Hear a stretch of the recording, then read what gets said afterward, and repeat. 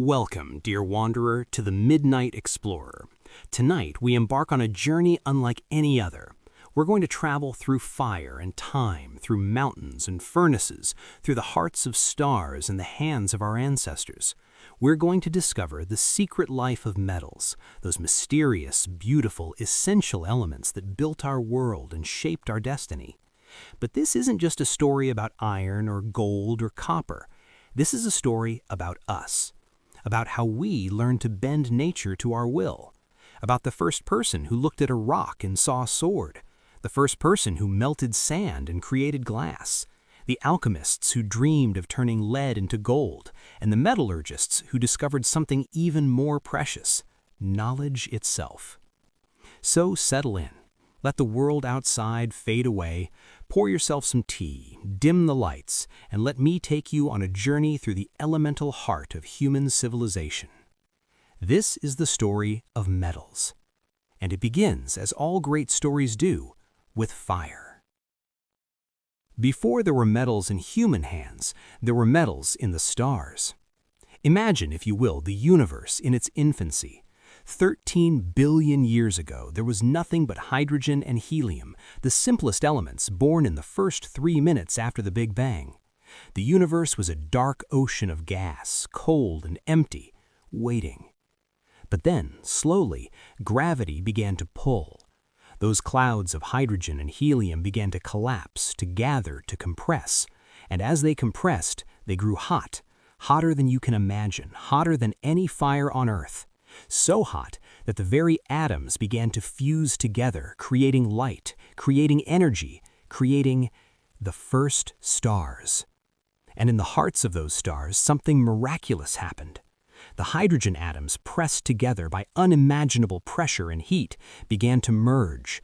They formed helium, and then the helium formed carbon, and the carbon formed oxygen, and on, element by element, in a cosmic forge billions of degrees hot, the metals were created.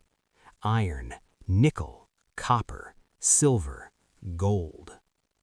Every metal atom in your body, in your home, in the device you might be listening on right now, every single one was forged in the heart of a star that died before our sun was born.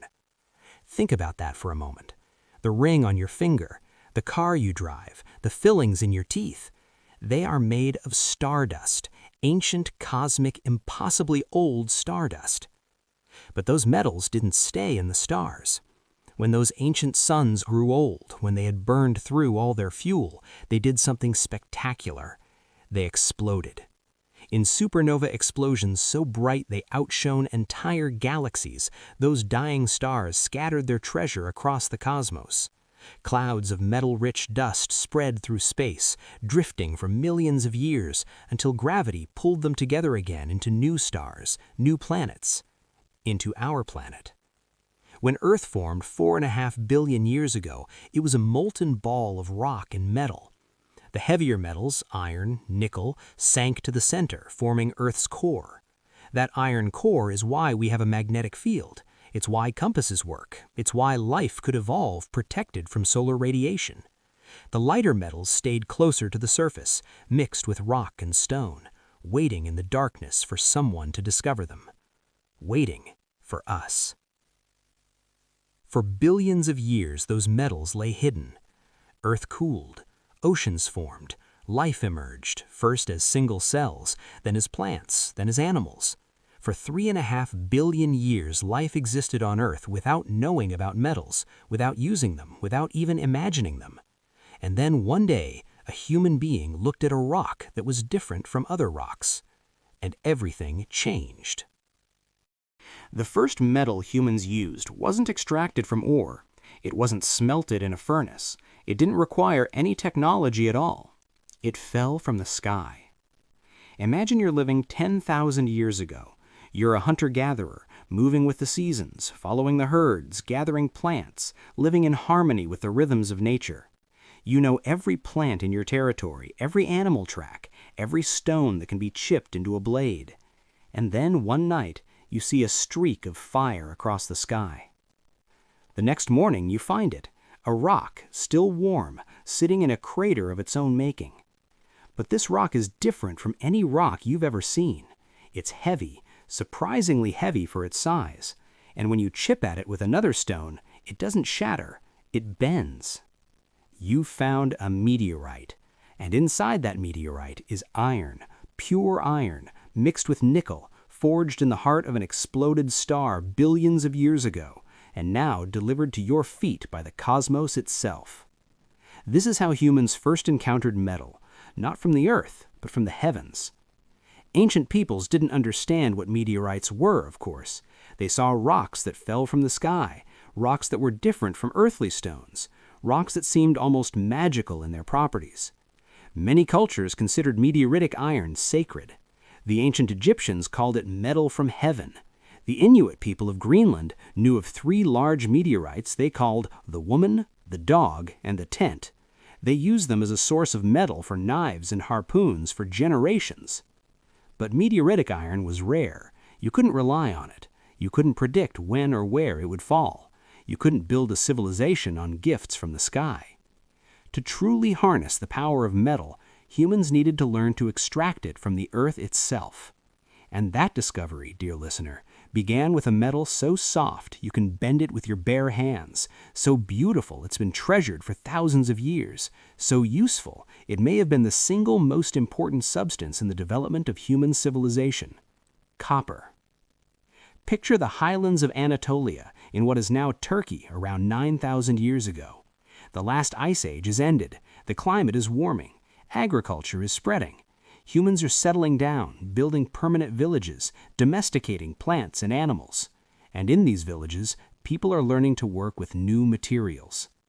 They've been using stone for millions of years, shaping flint and obsidian into blades, grinding stones into tools. They've learned to fire clay in kilns, creating pottery that can hold water, store grain, cook food. And one day, someone makes a discovery. Perhaps it happens by accident. Perhaps there's a potter firing ceramics in a kiln, and among the fuel, the wood or charcoal, there are some green-blue stones. Malachite, we call it today, a beautiful green mineral that ancient peoples used as decoration and pigment. The fire burns hot. The kiln reaches temperatures of over 1,000 degrees, and when the potter opens it the next day, expecting to find finished pots, they find something else. Small beads of red metal pooled where the green stones were. Shiny, malleable, unlike anything they've ever seen. They've accidentally smelted copper. At first, copper was probably treated like a curiosity, a pretty but not particularly useful material. It's too soft to make good tools. A copper knife dulls quickly. A copper axe bends under hard use. But copper had one property that made it special. It could be shaped when cold. Unlike stone, which had to be chipped and ground, copper could be hammered into any form you could imagine. You could make beads, ornaments, small tools. You could work it thin into sheets or thick into ingots. And most importantly, you could melt it. If you heated copper hot enough, it turned liquid, and when it cooled, it solidified again, taking the shape of whatever container you poured it into. This was revolutionary. This was magic made real. For the first time in human history, we could transform matter. We could take earth and turn it into metal. We could take the very bones of the mountains and reshape them according to our will. The Copper Age had begun. But copper had limitations. It was soft, as I mentioned, useful for ornaments and simple tools, but not strong enough for serious weapons or agricultural implements. Humans needed something stronger. And then, around 5,000 years ago, someone made another discovery. Probably by accident, probably while smelting copper ore that happened to contain tin as well. When you mix copper with tin, about 9 parts copper to 1 part tin, you create something new, something that is more than the sum of its parts. You create bronze. And bronze changed everything. Bronze is harder than copper. Much harder. Bronze can hold an edge. Bronze can be cast into complex shapes. Bronze can make swords that don't bend, plows that can turn heavy soil, armor that can protect warriors in battle. Bronze, dear listener, was the first truly engineered material. It wasn't found in nature. You had to make it. You had to know the right proportions. You had to understand how to mix metals. You had to master the art of the furnace and the mold. The Bronze Age wasn't just about a new material, it was about a new way of thinking. Let me take you to ancient Mesopotamia, to the land between the Tigris and Euphrates rivers, around 3000 BCE. The Sumerians are building the world's first cities, Ur, Uruk, Eridu. And in these cities, new professions are emerging. There are scribes, recording transactions in the world's first writing system. There are priests, managing temples that serve as economic centers. There are kings, ruling over thousands of people. And there are metal workers. The bronzesmith occupied a special place in ancient society. They were artisans, yes, but they were something more. They possessed secret knowledge of ores and furnaces, of temperatures and alloys. They could transform earth into tools and weapons. In a very real sense, they controlled the means of production for the most advanced technology of their age. Imagine walking into a bronze workshop in ancient Ur. The heat hits you first, waves of it rolling from the furnace in the corner. The furnace itself is made of clay, built up in a dome shape with channels for air to flow through. The smith is working the bellows, leather bags that compress and expand, forcing air into the furnace, making the fire burn hotter, hot enough to melt bronze. The smell is complex. Charcoal smoke, yes, but also something metallic, almost sweet. The air shimmers with heat. Sweat runs down the smith's face, glistening in the firelight. On a workbench, you see molds made of stone or clay, carved with intricate patterns. These molds will shape the molten bronze into axes, spearheads, jewelry, statues of gods. The smith checks the crucible, a ceramic pot sitting in the heart of the furnace. Inside, copper and tin are melting together, mixing, becoming something new. The metal glows orange, then yellow-white. It's ready. Using long tongs, the smith carefully lifts the crucible from the furnace. They pour the molten metal into a mold. There's a hiss as the bronze meets the cooler clay. Smoke rises. The metal glows bright, then slowly dims as it cools. In a few minutes, the smith will open the mold and reveal a bronze axe head, perfect and gleaming. But this axe head is more than just a tool. It represents something profound about human development. You see, bronze isn't evenly distributed. Copper ore is relatively common, but tin is rare. To make bronze, you need trade networks. You need to move materials across vast distances. You need ships, roads, merchants, agreements between distant peoples. The Bronze Age forced humans to cooperate on an unprecedented scale.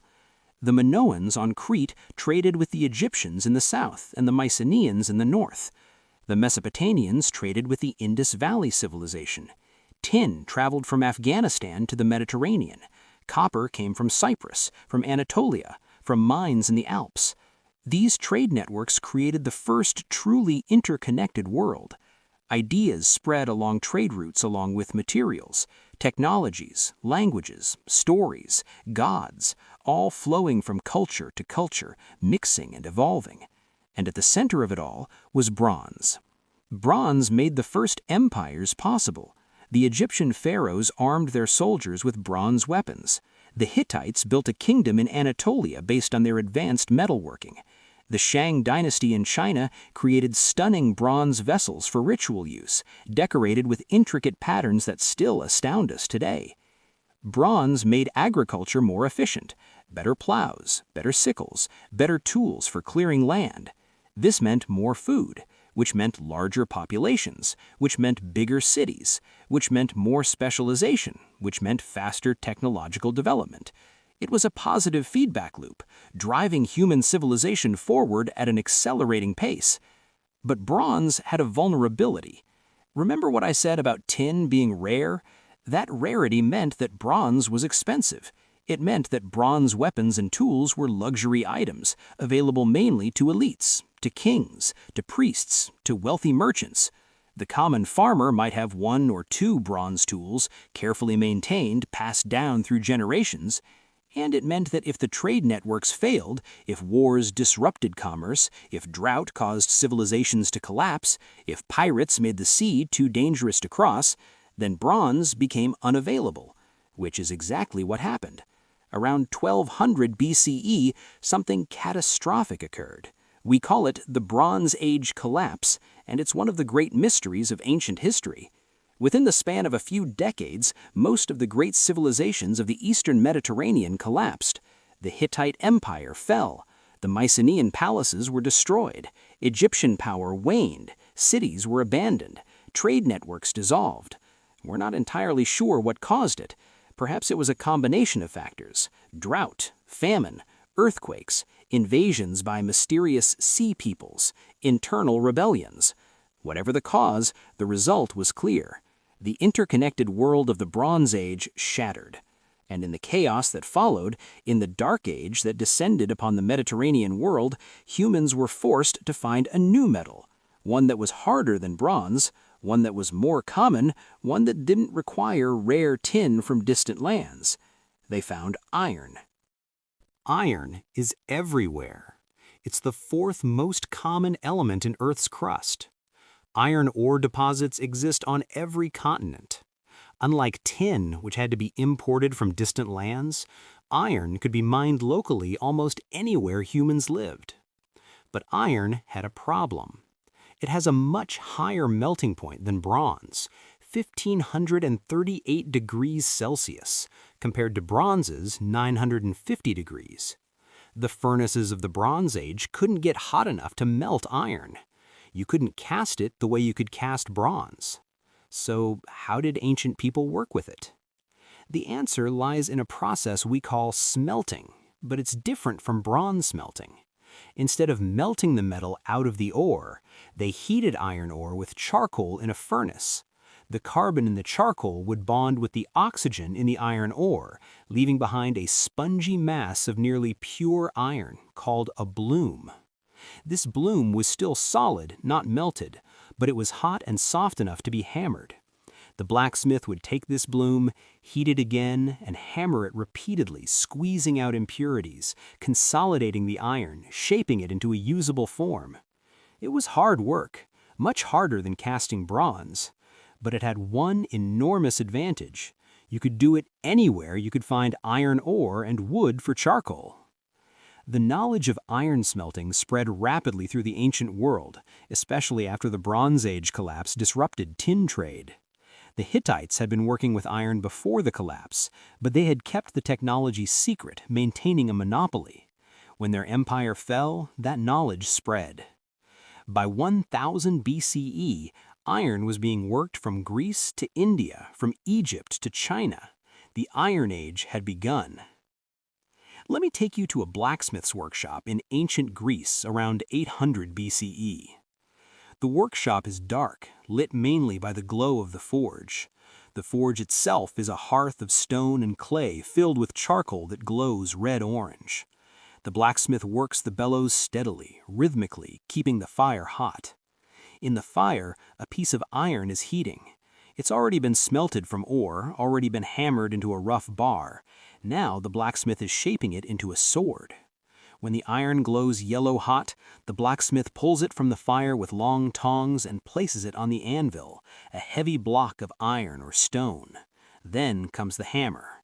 Clang, clang, clang.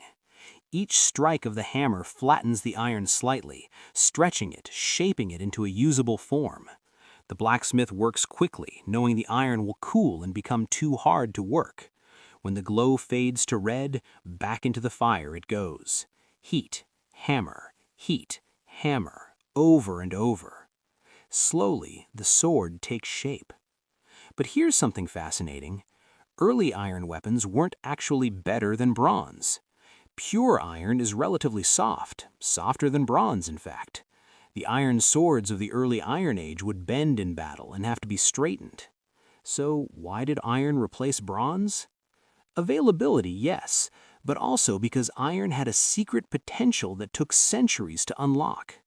When iron is heated in contact with carbon, from charcoal for instance, some of that carbon dissolves into the iron. If you then cool it quickly by plunging it into water, something remarkable happens. The iron becomes hard, extremely hard, harder than bronze. You've created steel. The discovery of steel, or more precisely, the discovery of carburization and quenching, was gradual. Different cultures discovered it independently. The process was refined over centuries through trial and error, through countless experiments, through the accumulated wisdom of generations of blacksmiths. And steel? Steel was revolutionary. A steel sword held its edge far better than bronze. Steel tools were more durable. Steel could be made into springs, into fine wires, into implements of astonishing precision. But making steel was an art, not a science. It required skill, experience, intuition. The blacksmith had to judge the temperature by the color of the glow. Cherry red for forging, yellow-white for welding, orange for hardening. They had to know how long to heat, when to quench, how to temper. Different cultures developed different steel-making techniques, each producing steel with unique properties. In India, around 300 BCE, smiths developed a method for making crucible steel, heating iron and carbon together in sealed clay crucibles until they melted and mixed thoroughly. This produced an incredibly pure, high-quality steel, known to the Romans as wootz, and to later Europeans as Damascus steel, named for the Syrian city where blades from it were traded. Damascus steel swords were legendary. The steel had a distinctive wavy pattern on the surface, created by the crystalline structure of the metal. These blades were said to be sharp enough to cut a falling silk scarf, strong enough to cleave through lesser swords. For over 1,000 years, Damascus steel represented the pinnacle of metallurgical achievement. And then, around 1700 CE, the knowledge of how to make it was lost. Modern metallurgists have analyzed Damascus steel blades under electron microscopes. They found carbon nanotubes in the structure, formations that we've only recently learned how to create intentionally. Those ancient smiths working by firelight, using tools and techniques passed down through generations, somehow managed to create one of the most sophisticated materials known to science. In ancient China, smiths developed a different approach. They learned to make cast iron, heating their furnaces hot enough to actually melt iron. Liquid iron could be poured into molds, creating complex shapes impossible to achieve by hammering. But cast iron was brittle. To make it usable, Chinese metallurgists developed a technique called fining, repeatedly heating and stirring the molten iron to reduce its carbon content, transforming it into wrought iron or steel. By 200 BCE, China was producing steel on an industrial scale, using it from swords to plowshares, from tools to temple bells. Meanwhile, in Japan, swordsmiths were perfecting a technique that would produce what many considered the finest blades ever made, the katana. Japanese sword-making was, and is, a spiritual practice as much as a metallurgical one. The smith would purify themselves before beginning work. They would pray to Shinto gods. The forging of a sword could take months, even years. The process involved repeatedly folding the steel, hammering it flat, folding it over, welding it together, hammering it flat again. Each fold doubled the number of layers. Fold the steel 10 times and you have over 1,000 layers. Fold it 15 times and you have over 30,000. This process created a blade with a complex internal structure. Hard steel on the edge for sharpness, softer steel in the core for flexibility.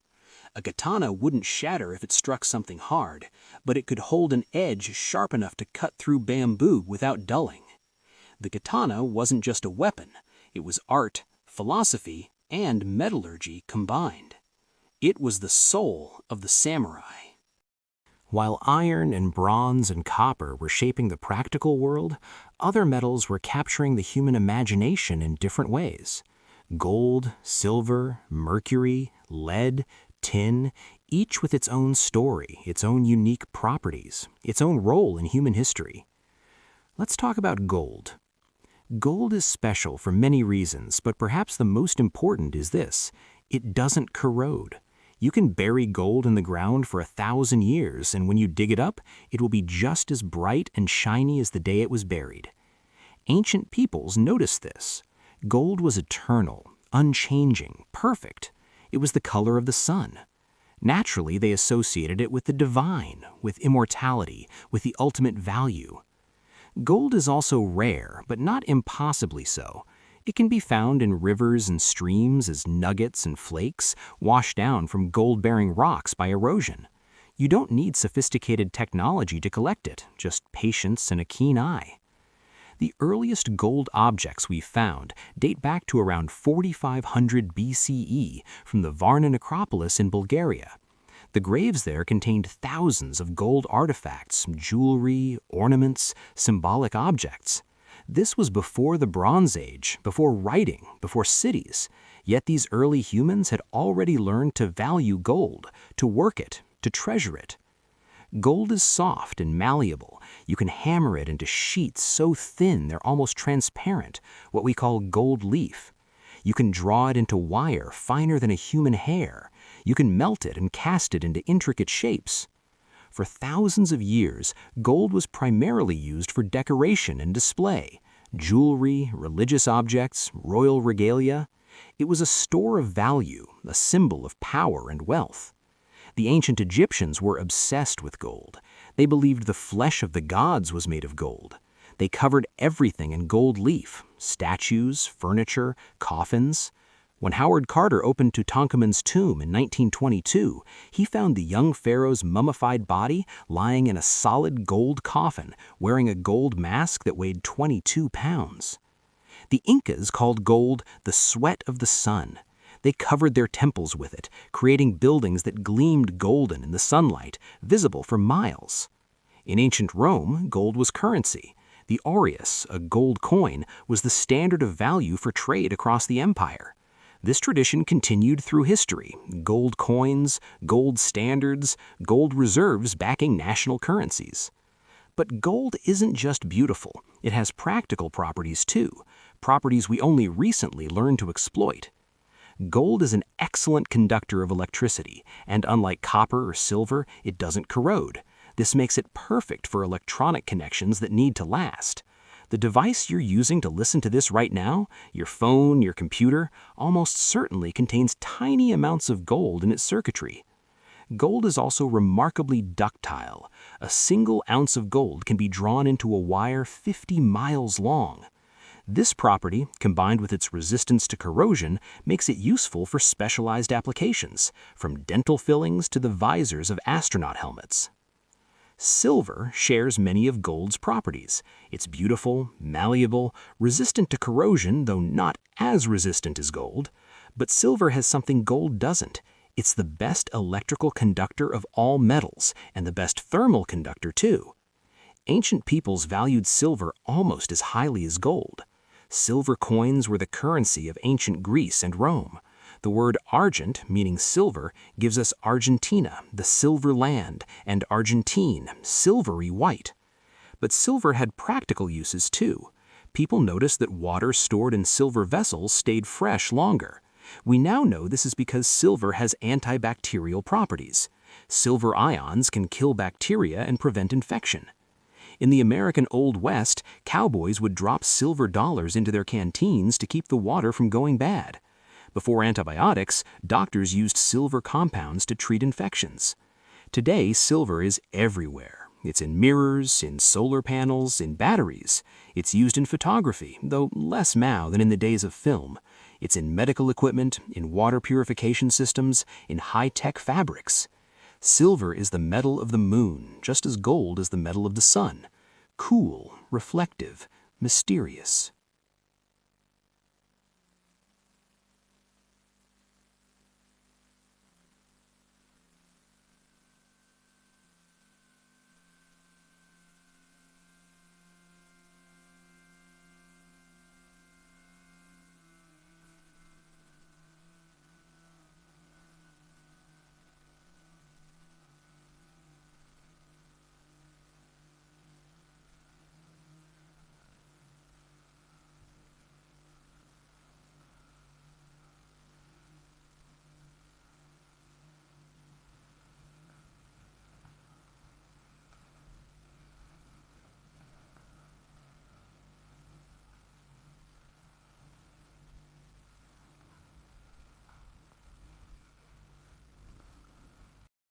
For thousands of years, humans knew of only a handful of metals. Gold, silver, copper, iron, tin, lead, mercury, these were the metals of the ancient world. But the periodic table contains over 80 metallic elements. Where were all the others? They were hidden. You see, most metals don't occur in pure form in nature. They're locked up in chemical compounds, ores, minerals, rocks. To extract them requires chemistry, requires technology, requires understanding. And that understanding began to develop in the 16th, 17th, and 18th centuries during what we call the scientific revolution. The alchemists, despite their misguided quest for gold, had developed sophisticated laboratory techniques. They could distill, crystallize, dissolve, and purify substances. They kept careful records. They shared knowledge. Gradually, alchemy transformed into chemistry, and chemists began to discover new metals. In 1735, Swedish chemist Georg Brandt isolated a new metal from an ore that miners had considered worthless and cursed. They called the ore cobalt, after mischievous goblin spirits. Brandt called his new metal cobalt. Cobalt is remarkable. It's hard, heat-resistant, and magnetic, but what caught people's attention first was its color. Cobalt compounds are deep, vivid blue, a blue more intense than any natural pigment. For centuries, the best blue paint had been made from lapis lazuli, a semi-precious stone that had to be imported from Afghanistan at great expense. Now, with cobalt, artists could create that same brilliant blue from a common metal. Cobalt blue became one of the most important pigments in art. It appears in Chinese porcelain, in European ceramics, in the paintings of the Impressionists.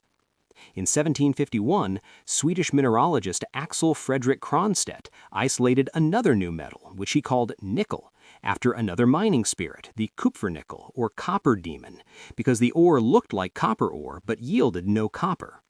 Nickel is silver white, hard and resistant to corrosion. It's used to make stainless steel, to plate other metals for protection, to make coins. The American 5-cent coin is called a nickel because it's made from a copper-nickel alloy. The discoveries came faster and faster. Manganese in 1774, chromium in 1797, titanium in 1791. Each new metal had unique properties, unique possibilities. But the real explosion of metallic discovery came with the development of a new technology, electrolysis. In 1800, Italian scientist Alessandro Volta invented the first electric battery. This was revolutionary. For the first time, humans had a source of continuous electrical current. English chemist Humphrey Davy immediately recognized the potential. He built a massive battery, the most powerful in the world, and began using electric current to break apart compounds that had resisted all other methods. In 1807, Davy passed electrical current through molten potash and isolated a new metal, a metal so reactive it burst into flame when exposed to air or water. He called it potassium. Within a year, Davy had also isolated sodium, calcium, strontium, barium, and magnesium, all using electrolysis. These were the alkali and alkaline earth metals, and they were unlike anything previously known.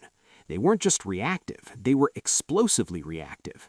Drop sodium in water and it skitters across the surface, fizzing and smoking, sometimes bursting into flames. Potassium is even more violent. These metals were too reactive to exist in pure form in nature. They're always combined with other elements, but through electrolysis, humans could liberate them, could isolate them, could study their properties. And these properties were remarkable. Magnesium burns with a brilliant white light, brighter than any candle, any torch. In the 19th century, magnesium was used for flash photography, for emergency flares, for illumination. Today, it's used in aerospace applications because it's incredibly light but surprisingly strong. Aluminum, isolated in 1825, is even lighter. It's also non-magnetic, doesn't corrode, and conducts electricity well. But for decades, aluminum was more expensive than gold because the electrolysis process required to extract it was so expensive. Napoleon III of France commissioned aluminum plates and cups for state dinners. His most honored guests ate from aluminum. Lesser guests had to make do with gold and silver. Then, in 1886, two young chemists, Charles Hall in America and Hérault in France, independently developed a better electrolysis process. Suddenly, aluminum became cheap. Today, aluminum is everywhere. It's in airplanes, in soda cans, in window frames, in foil wrap. We use aluminum so casually that it's hard to imagine it was once a precious metal. The 19th century saw an explosion of metal discovery and metal use. The Industrial Revolution was built on metal.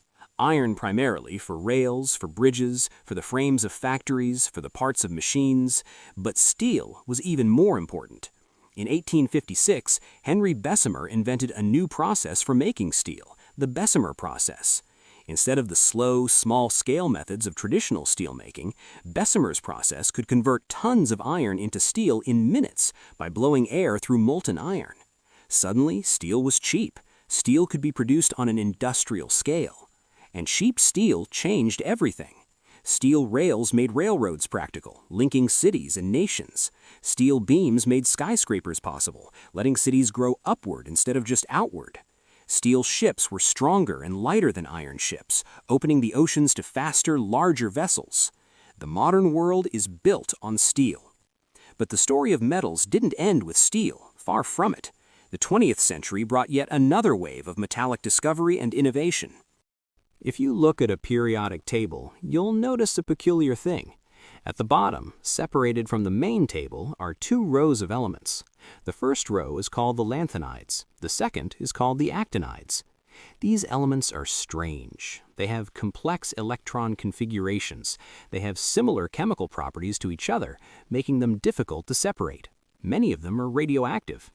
The lanthanides, in particular, are often called the rare earth elements. This is a bit of a misnomer. They're not actually all that rare. What they are is difficult to separate from each other and from other elements. For most of history, the rare earths were curiosities, interesting to chemists but without practical use. And then the 20th century happened. It turned out that rare earth elements have remarkable properties, properties that make them essential for modern technology. Neodymium, for instance, is used to make the strongest permanent magnets known. These neodymium magnets are in your computer's hard drive, in your headphones, in the motors of electric vehicles, in wind turbines. Europium and terbium are used in phosphors, the materials that glow in fluorescent lights and old television screens. They produce pure red and green light, essential for creating full-color displays. Cerium is used in catalytic converters, reducing pollution from car exhaust. Lanthanum is used in camera lenses, in night vision goggles. Yttrium is used in superconductors, in lasers, in cancer treatment. The rare earths, those obscure elements at the bottom of the periodic table, turn out to be crucial for nearly every piece of modern technology. Your smartphone contains at least 8 different rare earth elements. The screen, the speakers, the camera, the battery, the circuitry, all depend on these metals. And here's the strange thing. For all our modern sophistication, we're still entirely dependent on these elements. There are no substitutes. If the supply of neodymium were cut off, we couldn't make electric car motors. If we ran out of europium, our screens would dim. We've built our entire technological civilization on metals that were unknown to our ancestors, metals that we've only learned to use in the last few decades. Then there are the truly exotic metals. Tungsten, with the highest melting point of any metal, 3,422 degrees Celsius. So hot that if you could make a pot from tungsten and melt iron in it, the iron would boil before the tungsten began to soften. Tungsten is used in light bulb filaments, in rocket nozzles, in armor-piercing ammunition. Titanium, which is as strong as steel but nearly half the weight and doesn't corrode. It's used in aircraft, in spacecraft, in medical implants. Your body won't reject titanium. You can put a titanium pin in a broken bone, and the bone will grow around it, incorporating it, accepting it. Platinum, one of the rarest and most valuable metals, it doesn't corrode, doesn't tarnish, doesn't react with most chemicals. It's used as a catalyst in chemical reactions, in fuel cells, in jewelry. Platinum is so rare that all the platinum ever mined could fit in a single small room. And then there's uranium. Uranium is special, not because it's particularly rare, it's more common than gold or silver. Not because of its chemical properties, it's a fairly unremarkable metal, silver-white, dense, mildly toxic. Uranium is special because it's radioactive. Most atoms are stable. They sit unchanged for billions of years.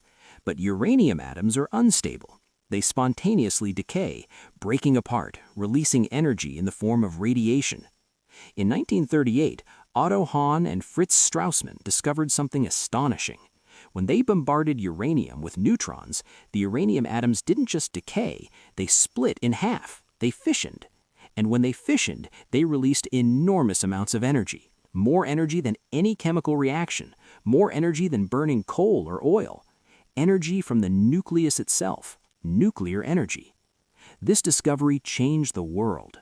On one hand, nuclear fission gave us nuclear weapons, bombs of such devastating power that they've only been used twice in warfare, in Hiroshima and Nagasaki in 1945, ending World War II but killing hundreds of thousands of people. The shadow of nuclear weapons has hung over humanity ever since. For the first time, we possess the power to destroy ourselves utterly, to render the Earth uninhabitable. But on the other hand, nuclear fission gave us nuclear power, a way to generate vast amounts of electricity without burning fossil fuels, without producing carbon dioxide.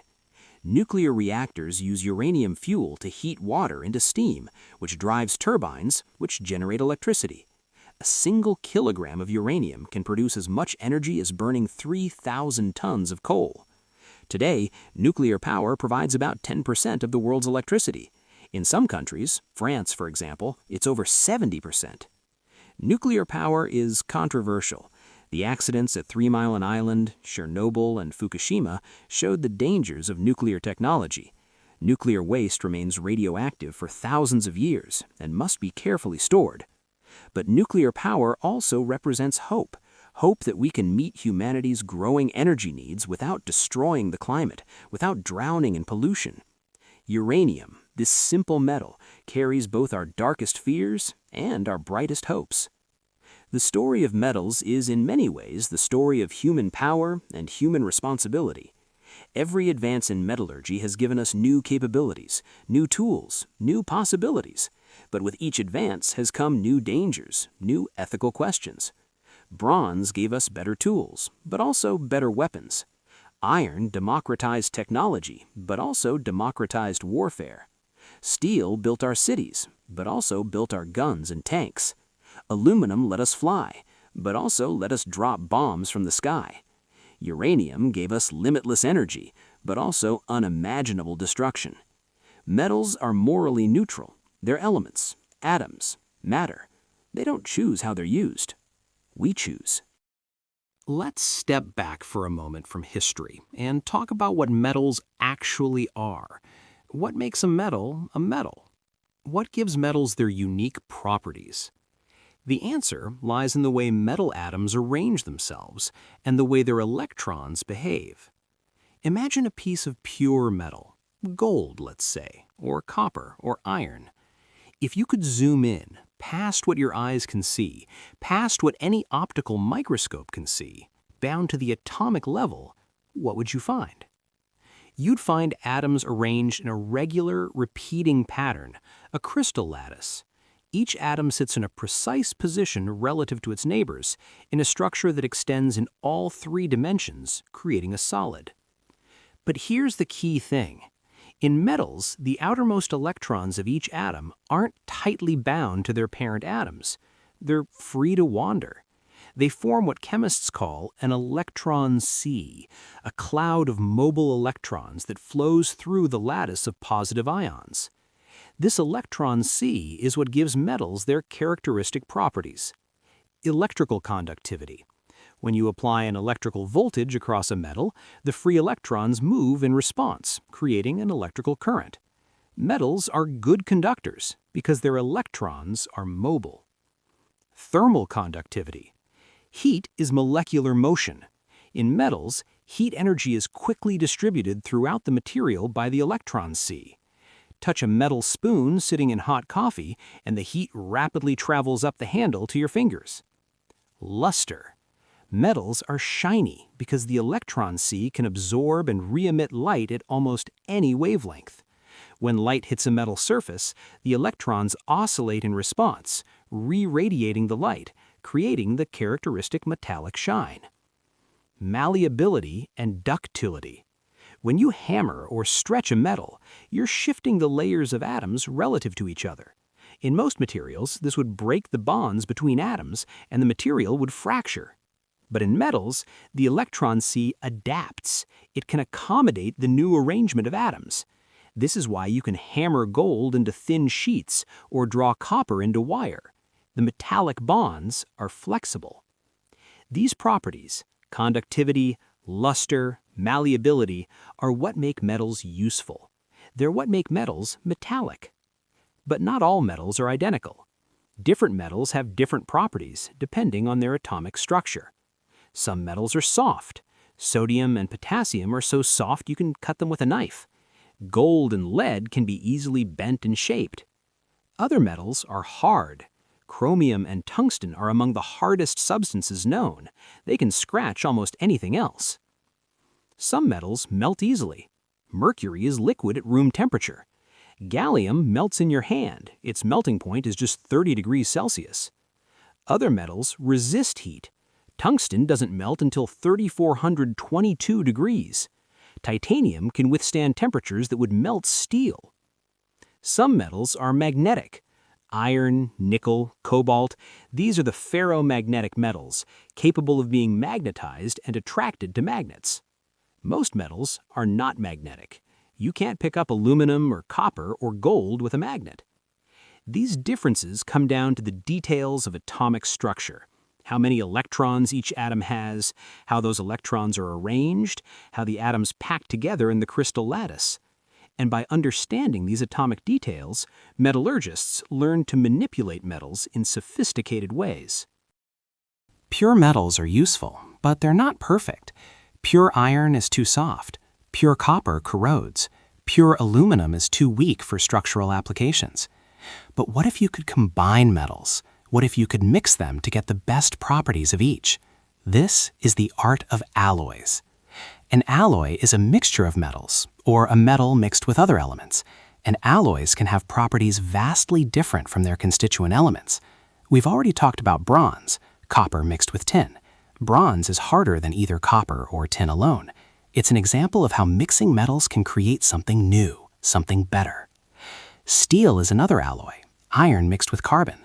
The carbon atoms sit in the spaces between iron atoms in the crystal lattice, making it harder for the iron atoms to slide past each other. This makes the steel much harder and stronger than pure iron. But steel itself comes in countless varieties, depending on exactly how much carbon it contains and what other elements are added. Low-carbon steel, with less than 0.3% carbon, is soft and easily formed. It's used for nails, wire, car bodies. Medium carbon steel, with 0.3% to 0.6% carbon, is stronger, used for structural beams, rails, tools. High carbon steel, with 0.6% to 1.5% carbon, is very hard and holds an edge well, used for cutting tools, knives, springs. Add chromium to steel, at least 11%, and you get stainless steel, which resists corrosion. The chromium forms a thin, invisible oxide layer on the surface that protects the iron underneath from rust. Stainless steel revolutionized kitchens, hospitals, chemical plants. Anywhere you need a metal that won't corrode, won't contaminate, can be sterilized. Add nickel and chromium together, and you get steel that's not only corrosion resistant, but also heat resistant, used in jet engines and nuclear reactors. Add vanadium, tungsten, or molybdenum, and you get tool steels of incredible hardness, capable of cutting other metals. Add manganese in high amounts, about 12%, and you get steel that work hardens, becoming harder the more it's stressed. This is used in safes, in prison bars, and crusher equipment. The number of possible steel alloys is nearly infinite. Metallurgists can tune the properties by adjusting the composition, creating steels optimized for specific applications. But steel isn't the only important alloy. Brass is copper mixed with zinc, golden in color, easy to cast, corrosion resistant. It's used for musical instruments, for plumbing fittings, for decorative objects. Bronze, as we discussed, is copper mixed with tin, but there are also aluminum bronzes, copper with aluminum, silicon bronzes, copper with silicon, each with different properties. Pewter is mostly tin, mixed with copper, antimony, and sometimes bismuth or silver. Soft, silvery, used for tableware and decorative objects since ancient times. Solder is an alloy designed to melt at low temperatures. Traditionally tin and lead, though modern solders often use tin with copper, silver, or other metals to avoid lead's toxicity. Solder is what holds electronic components to circuit boards, what joins copper pipes and plumbing. In the aerospace industry, special alloys are crucial. Duralumin, invented in 1906, is aluminum mixed with copper, manganese, and magnesium. It's almost as strong as steel, but much lighter. The Wright brothers used it in their later aircraft. Today, it's still used in aircraft construction. Titanium alloys, titanium mixed with aluminum and vanadium, are even better. They're as strong as steel, lighter than aluminum, and don't corrode. Every modern aircraft uses titanium alloys in critical components. Superalloys, based on nickel or cobalt, can withstand temperatures over 1,000 degrees Celsius while under enormous stress. They're used in the hottest parts of jet engines, where temperatures exceed the melting point of steel. The development of alloys represents something profound about human creativity. We looked at the metals nature gave us and said, these are good, but we can do better. We experimented, we mixed, we tested. We learned that combining elements could create materials with properties that exceeded the sum of their parts. In a way, alloy making is like cooking. You start with ingredients, different metals, different elements. You combine them in specific proportions. You heat them, mix them, shape them. And the result is something new, something unique. A master metallurgist, like a master chef, knows that the whole is more than the sum of the parts. We've talked about metals in human civilization, in technology, in industry, but metals are not just human tools. They're essential to life itself. Your body contains metals. Right now, as you listen to this, metal atoms are flowing through your bloodstream, sitting in your cells, enabling the chemistry that keeps you alive. Iron is the most obvious. Every red blood cell in your body contains hemoglobin, a protein with an iron atom at its center. That iron binds to oxygen in your lungs and releases it in your tissues. Without iron, your blood couldn't carry oxygen. Without oxygen, your cells would die in minutes. Iron deficiency, anemia, is one of the most common nutritional deficiencies in the world. People with anemia are tired, weak, pale. They're literally suffocating slowly because their blood can't carry enough oxygen. But iron is just the beginning. Calcium is a metal, an alkaline earth metal. Your bones and teeth are made largely of calcium compounds. Calcium ions also play crucial roles in nerve signaling, in muscle contraction, in blood clotting. Sodium and potassium, those reactive metals that explode in water, are essential for life, but in the form of ions dissolved in solution. Every nerve impulse, every heartbeat, every thought in your brain depends on sodium and potassium ions flowing across cell membranes, creating electrical signals. Magnesium is involved in over 300 biochemical reactions in your body, in energy production, in DNA synthesis, in muscle and nerve function. Zinc is needed for immune function, for wound healing, for DNA synthesis. Zinc deficiency can stunt growth and development. Copper, the metal humans have worked with for 10,000 years, is also essential for life. You need it for iron metabolism, for nerve function, for bone formation. Even trace amounts of other metals are crucial. Manganese for bone formation and wound healing. Molybdenum for enzyme function. Selenium, technically a metalloid but close enough, for antioxidant defense. Without these metals, life as we know it couldn't exist. But the story of metals in biology goes deeper than nutrition. Some organisms use metals in surprising ways. Certain bacteria use iron in tiny magnetic crystals, magnetite, aligned in chains inside their cells. These magnetic bacteria use the Earth's magnetic field to navigate, like tiny living compasses. Some deep-sea organisms, tube worms living near hydrothermal vents, have hemoglobin that contains both iron and sulfur, allowing them to survive in environments that would poison most life. Lobsters and some other crustaceans use copper-based hemocyanin instead of iron-based hemoglobin to transport oxygen. Their blood is blue instead of red. Octopuses also have blue blood for the same reason. In the cold, oxygen-poor waters where they live, hemocyanin is actually more efficient than hemoglobin at capturing oxygen. Some species of bacteria can breathe metals instead of oxygen. They transfer electrons to iron or manganese compounds, using them the way we use oxygen. This process, called dissimilatory metal reduction, can actually clean up toxic metals from contaminated environments. Certain plants, called hyperaccumulators, can extract metals from soil in concentrations that would kill most plants. Some can accumulate nickel at 1,000 times the concentration found in the soil. These plants are being studied for use in phytoremediation, using plants to clean up contaminated sites. And then there are the metal enzymes.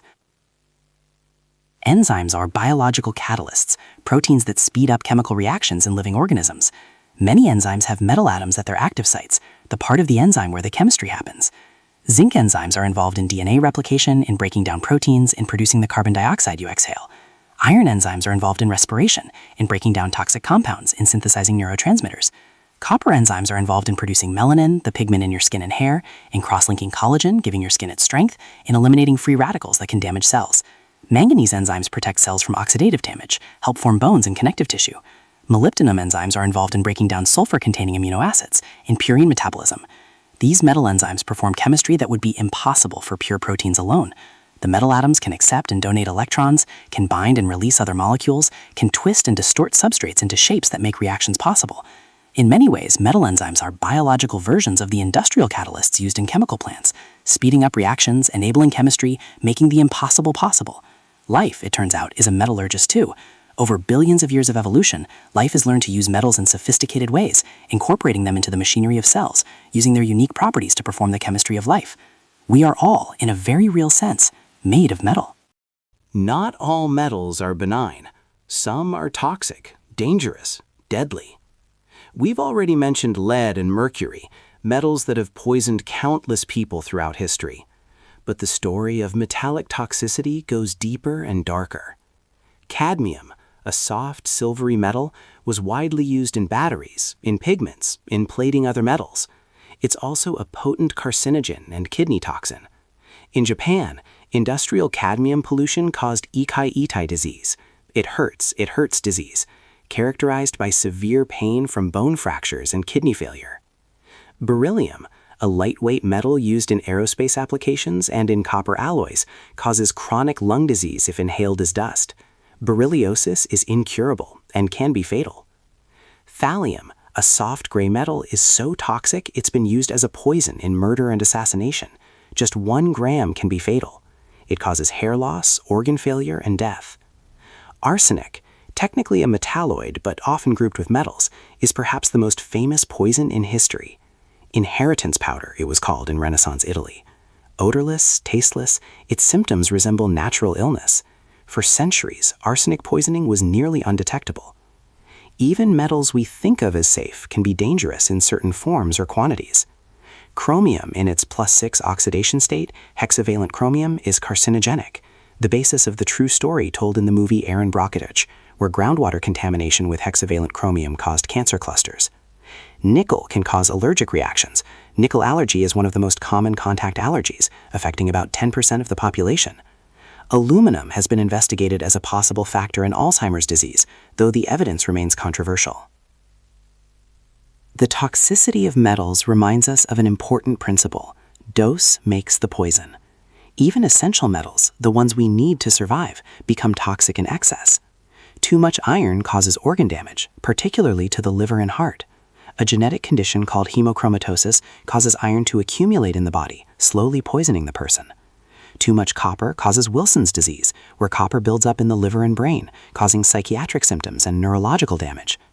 Too much zinc can interfere with copper absorption, leading to copper deficiency. Too much selenium, needed in tiny amounts, causes selenosis, characterized by garlic breath, fatigue, and hair loss. The difference between nutrition and poisoning is often just a matter of quantity. And this raises difficult questions about our modern world. We've released vast quantities of metals into the environment, from mining, from industry, from burning fossil fuels, from electronic waste.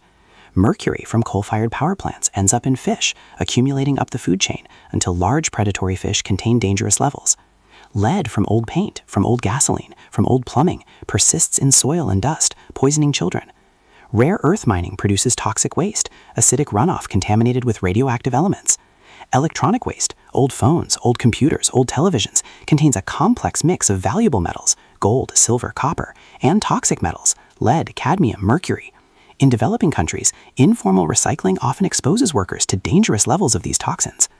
The same metals that built our civilization, that enabled our technology, that enriched our lives, are also poisoning our environment, threatening our health. It's a paradox we must grapple with. How do we benefit from metals while protecting ourselves and our environment from their dangers?